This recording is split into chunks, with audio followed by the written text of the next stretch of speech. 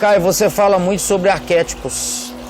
O que é um arquétipo, Caio, quando você se refere a ele, especificamente? Quando eu me refiro, é diferente da definição ou da conceitualização de muitas outras pessoas ou definições. Eu estou falando do que eu quero dizer quando eu estou falando de arquetipia ou de arquétipo. Perfeito. Então, o significado grego de arquétipo da palavra é arche, é o que está em cima, é o que vem de cima, é o que caracteriza, é o poder superior, não é o arcebispo, o arcebispo. Sim, sim, legal, né? Não é? Uhum. Então, e vem disso que, em estando por cima, semelhantemente a um arco de poder, amarra toda a estrutura, a arquitetura também, e um monte de outras coisas que a gente usa que procedem desse poder de amarração, de significados e de estruturas e de tudo mais. E o arquétipo, o tipo, é coisa, é o que está sobre coisas, sobre objetos concretos. Então, o que é na psicologia? Você tem o conceito de arquetipia em muitas outras coisas. Na filosofia, é diferente da arquetipia narrativa, é diferente de alguns outros aspectos arquetípicos em outras ciências ou modalidades de conhecimento. Na psicologia, eu acho que a palavra virou quase que propriedade particular do Jung. Vai. E usou mais do que todo mundo o significado de arquetipia. Para o Jung, o arquétipo é a impressão superior que determinadas coisas geraram na alma humana.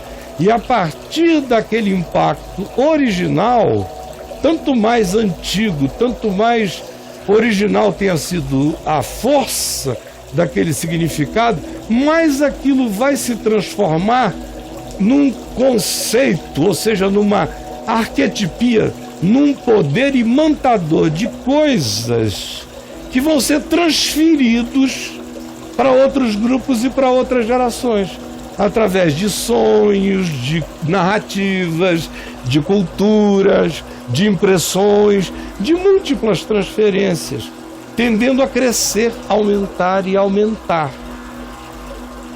Existem para Jung as arquetipias de natureza universal, são aquelas que você encontra presentes em praticamente todas as culturas do mundo, as mesmas simbolizações ou as mesmas expressões de grande mãe, do grande pai, do significado de aves, dependendo da cultura,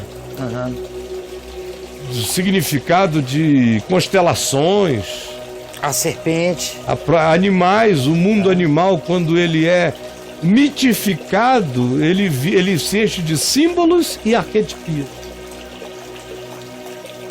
Por exemplo, Gênesis 3, Jardim do Éden,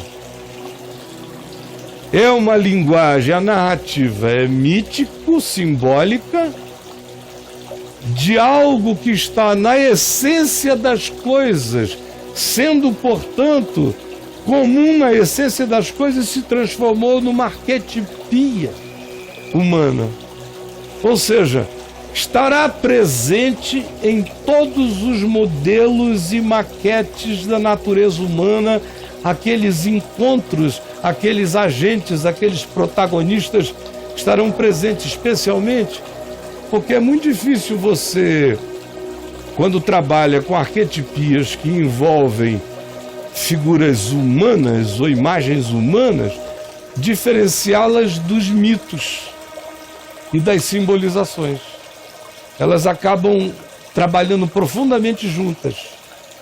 Eu particularmente creio, agora deixando o Jung de lado, que as arquetipias são muito mais dinâmicas do que essas grandes identificações universais como a cruz, a mandala ou outras formas de manifestações que se transformaram em marcas arquetípicas para a humanidade, eu creio que elas são muito mais vivas. E eu creio que elas estão sendo fabricadas o dia inteiro. Então você não crê numa arquetipia fixa? Não, eu creio que existem arquetipias fixas e creio que existem as arquetipias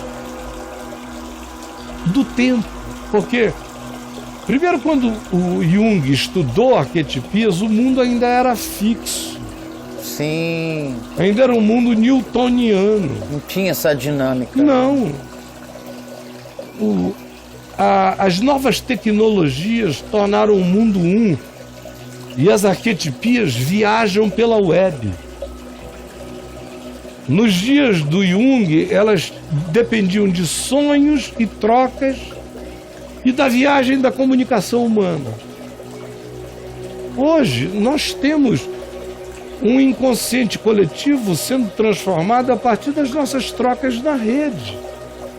O que tornou isso tudo de uma fluidez extraordinária. Sim, sim. De produção arquetípica na humanidade. E aonde é que elas mais se manifestam? Nos dias de hoje, especialmente. Nos nossos heróis, nos nossos anti-heróis. E no que os homens chamam mito. Até na política. O pessoal não sabe que eles não estão votando em pessoas, eles estão votando no acumulado do inconsciente coletivo. Muitas vezes. No Brasil, hoje em dia mesmo, tem um candidato que é chamado de mito. Quem ele é? Ele em si não é nada, ele espremido não dá um caldo de coisa alguma. Mas ele é a manifestação de uma coletividade grotescamente primitiva, na sua expressão primitiva, praticamente tribal, de eleição de um totem que os represente, ainda que seja pura magia, não tenha nada concreto no que eles estão pensando que estão escolhendo. Então, arquétipo para mim é o que se relaciona desde as primeiras produções psíquicas e que se transformaram em cultura, que se transformaram em arte, que se transformaram em grandes simbolizações para a humanidade, tanto quanto é aquilo que está sendo todo dia produzido, como eu chamo no meu livro Nefilim, no armazém dos sonhos, e que são derramados depois como nuvens que chovem sobre a terra. Ao mesmo tempo em que a própria web e a sociedade líquida, com os seus aparatos de comunicação, fizeram de cada dia uma contribuição grotesca ao fomento de novas arquetipias e ao alargamento e ao adensamento do poder de dilúvio que se derrama sobre a humanidade a partir do inconsciente coletivo. De modo que, para mim, arquetipias e inconsciente coletivo se fundem. Se fundem sempre, elas não se separam. Mas eu, para além do Jung, acredito nos processos de produção arquetípica de velocidade dinâmica por causa do fenômeno humano e tecnológico que a gente experimenta agora.